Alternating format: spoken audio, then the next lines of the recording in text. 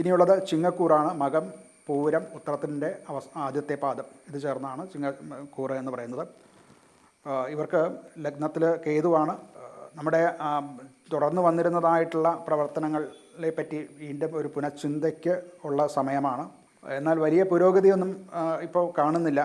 എങ്കിലും ഭാവിയിലേക്ക് ഗുണകരമായിട്ടുള്ള കാര്യങ്ങൾക്ക് ഈ പുനർചിന്തനം കൊണ്ടും ഒക്കെ ഗുണം സംഭവിക്കും.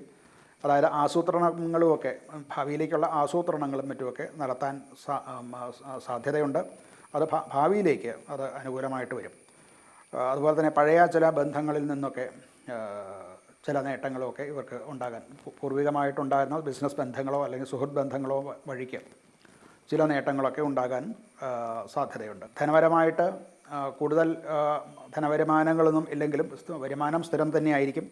എന്നാൽ ചില അപ്രതീക്ഷിതമായിട്ടുള്ള ചിലവുകൾ, അതായത് ചികിത്സ സംബന്ധിച്ച് കുടുംബത്തിലുള്ളവർക്കോ അവനവനോ വേണ്ടിയിട്ടുള്ള ചില ചികിത്സ കാര്യങ്ങളൊക്കെ വേണ്ടി വന്നിരിക്കാം. അതിനുള്ള ധനവിനിയോഗം വേണ്ടി വരും.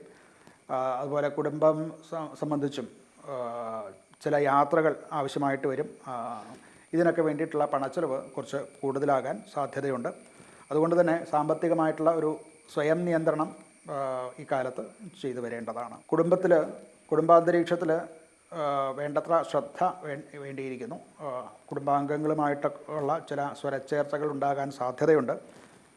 വേണ്ടതുപോലെ ആശയവിനിമയം കുടുംബത്തിലുള്ളവരായിട്ട് നടത്തണം. അല്ല എന്നുണ്ടെങ്കിൽ ചില തെറ്റിദ്ധാരണകളും ഒക്കെ ഉണ്ടാകാം. അതിന്മൂലമുണ്ടാകുന്ന മാനസിക വ്യഥ, സ്ട്രെസ്സ് ഒക്കെ ഉണ്ടാകാൻ സാധ്യതയുണ്ട്. ആരോഗ്യപരമായിട്ട് വളരെ ശ്രദ്ധിക്കേണ്ട കാലമാണ്. ഉറക്കക്കുറവുണ്ടാവാം. അതുമൂലം ഒക്കെ ഉള്ള ശാരീരിക ക്ഷീണവും ഒക്കെ ഉണ്ടാകാം. അതുകൊണ്ട് വിശ്രമത്തിന് വേണ്ടത്ര സമയം കണ്ടെത്തണം. ആരോഗ്യത്തിൽ കുറച്ച് ശ്രദ്ധിക്കേണ്ട സമയമാണ്.